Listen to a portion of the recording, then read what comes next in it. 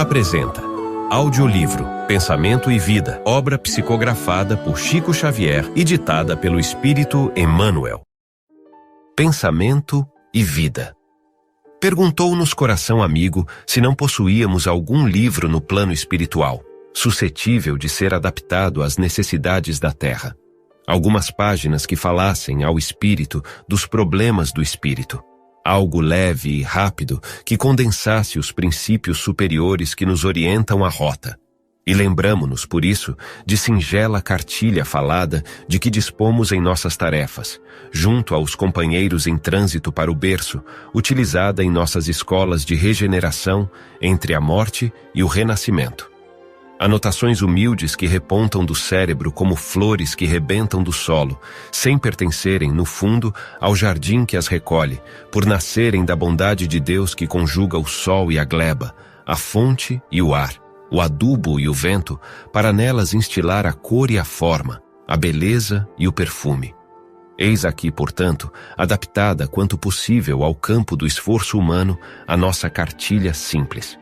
Pensamento e vida, chamamo-lhe no mundo espiritual, e sob a mesma designação, oferecemo-la aos nossos irmãos de luta, temporariamente internados na esfera física, para informá-los, ainda uma vez, de que o nosso pensamento cria a vida que procuramos, através do reflexo de nós mesmos, até que nos identifiquemos, um dia, no curso dos milênios, com a sabedoria infinita e com o infinito amor, que constituem o pensamento e a vida de nosso Pai. Emmanuel. Pedro Leopoldo, Minas Gerais, 11 de fevereiro de 1958. Capítulo 1. O espelho da vida. A mente é o espelho da vida em toda parte. Ergue-se na terra para Deus, sob a égide do Cristo, a feição do diamante bruto, que, arrancado ao ventre obscuro do solo, avança, com a orientação do lapidário, para a magnificência da luz. Nos seres primitivos, aparece sob a ganga do instinto. Nas almas humanas, surge entre as ilusões que salteiam a inteligência, e revela-se nos espíritos aperfeiçoados por brilhante e precioso a retratar a glória divina. Estudando-a de nossa posição espiritual, confinados que nos achamos entre a animalidade e a angelitude, somos impelidos a interpretá-la como sendo o campo de nossa consciência desperta, na faixa evolutiva em que o conhecimento adquirido nos permite operar. Definindo-a por espelho da vida, reconhecemos que o coração lhe é a face e que o cérebro é o centro de suas ondulações, gerando a força do pensamento que tudo move, criando e transformando, destruindo e refazendo para acrisolar e sublimar. Em todos os domínios do universo vibra, pois, a influência recíproca.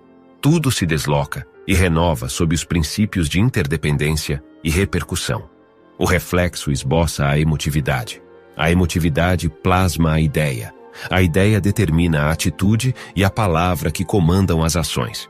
Em semelhantes manifestações, alongam-se os fios geradores das causas de que nascem as circunstâncias, válvulas obliterativas ou alavancas libertadoras da existência. Ninguém pode ultrapassar de improviso os recursos da própria mente, muito além do círculo de trabalho em que estagia. Contudo, assinalamos, todos nós, os reflexos uns dos outros dentro da nossa relativa capacidade de assimilação. Ninguém permanece fora do movimento de permuta incessante.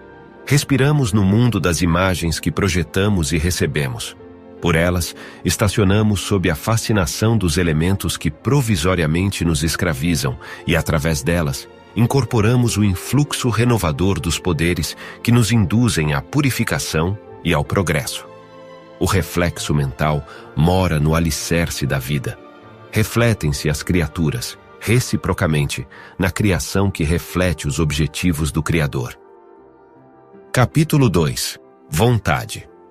Comparemos a mente humana, espelho vivo da consciência lúcida, a um grande escritório, subdividido em diversas seções de serviço. Aí possuímos o departamento do desejo, em que operam os propósitos e as aspirações, acalentando o estímulo ao trabalho. O departamento da inteligência, dilatando os patrimônios da evolução e da cultura.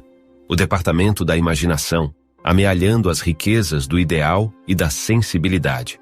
O departamento da memória, arquivando as súmulas da experiência, e outros ainda que definem os investimentos da alma. Acima de todos eles, porém, surge o gabinete da vontade. A vontade é a gerência esclarecida e vigilante, governando todos os setores da ação mental. A divina providência concedeu-a por auréola luminosa à razão, depois da laboriosa e multimilenária viagem do ser pelas províncias obscuras do instinto. Para considerar-lhe a importância, basta lembrar que ela é o leme de todos os tipos de força incorporados ao nosso conhecimento. A eletricidade é energia dinâmica. O magnetismo é energia estática. O pensamento é força eletromagnética. Pensamento, eletricidade e magnetismo conjugam-se em todas as manifestações da vida universal, criando gravitação e afinidade, assimilação e desassimilação, nos campos múltiplos da forma que servem à romagem do espírito para as metas supremas, traçadas pelo plano divino. A vontade, contudo, é o impacto determinante. Nela dispomos do botão poderoso que decide o movimento ou a inércia da máquina. O cérebro é o dínamo que produz a energia mental, segundo a capacidade de reflexão que lhe é própria. No entanto, na vontade temos o controle que a dirige nesse ou naquele rumo, estabelecendo causas que comandam os problemas do destino. Sem ela, o desejo pode comprar ao engano aflitivos séculos de reparação e sofrimento. A inteligência pode aprisionar-se na enxovia da criminalidade. A imaginação pode gerar perigosos monstros na sombra. E a memória, não obstante fiel à sua função de registradora, conforme a destinação que a natureza lhe assinala, pode cair em deplorável relaxamento. Só a vontade é suficientemente forte para sustentar a harmonia do espírito. Em verdade, ela não consegue impedir a reflexão mental quando se trate da conexão entre os semelhantes, porque a sintonia constitui lei inderrogável, mas pode impor o jugo da disciplina sobre os elementos que administra, de modo a mantê-los coesos na corrente do bem. Capítulo 3. Cooperação. Para que alguém dirija com êxito e eficiência uma empresa importante, não lhe basta a nomeação para o encargo. Exige-se-lhe um conjunto de qualidades superiores para que a obra se consolide e prospere. Não apenas autoridade, mas direção com discernimento. Não só teoria e cultura, mas virtude e juízo claro de proporções.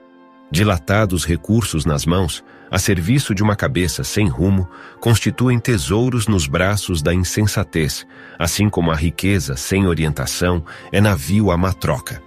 Quem governa emitirá forças de justiça e bondade, trabalho e disciplina para atingir os objetivos da tarefa em que foi situado. Quando o poder é intemperante, sofre o povo a intranquilidade e a mazorca. E quando a inteligência não possui o timão do caráter sadio, espalha em torno a miséria e a crueldade. Daí, conhecermos tantos tiranos nimbados de grandeza mental e tantos gênios de requintada sensibilidade, mas atolados no vício. No mundo íntimo, a vontade é o capitão que não pode relaxar no mistério que lhe é devido. E assim como o administrador de um serviço reclama a ajuda de assessores corretos, a vontade não prescindirá da ponderação e da lógica, conselheiros respeitáveis na chefia das decisões. No entanto, urge que o senso de cooperação seja chamado a sustentar-lhe os impulsos. Nas linhas da atividade terrestre, quem orienta com segurança não ignora a hierarquia natural que vige na coexistência de todos os valores indispensáveis à vida. Na confecção do agasalho comum, o fio contará com o apoio da máquina. A máquina esperará pela competência do operário. O operário edificar-se-á no técnico que lhe supervisiona o trabalho, o técnico arrimar-se-á na diretoria da fábrica e a diretoria da fábrica equilibrar-se-á no movimento da indústria, dele extraindo o combustível econômico necessário à alimentação do núcleo de serviço que lhe obedece aos ditames. Observamos, assim, que no estado individual a vontade, para satisfazer a governança que lhe compete, sem colapsos de equilíbrio, precisa socorrer-se da colaboração a fim de que se lhe clareie a atividade. A cooperação espontânea é o supremo ingrediente da ordem. Da glória divina às balizas subatômicas, o universo pode ser definido como sendo uma cadeia de vidas que se entrosam na grande vida.